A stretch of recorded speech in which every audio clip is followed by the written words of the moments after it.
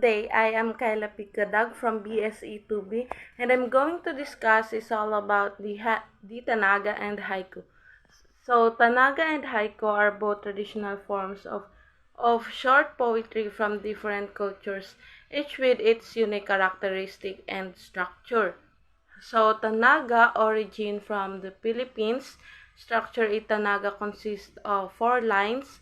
Syllable count, each line typically has 7 syllables, making a total of 28 syllables. So, rhyme and scheme. Traditionally, Tanagas follow a strict rhyme scheme which can vary but is often AABB, ABAB, or ABB and AAAA. So, language originally written in Tagalog, though it can be composed in other Philippine languages or English. So, content in themes in Tanaga poetry are often philosophical, moral, or express emotions and natures.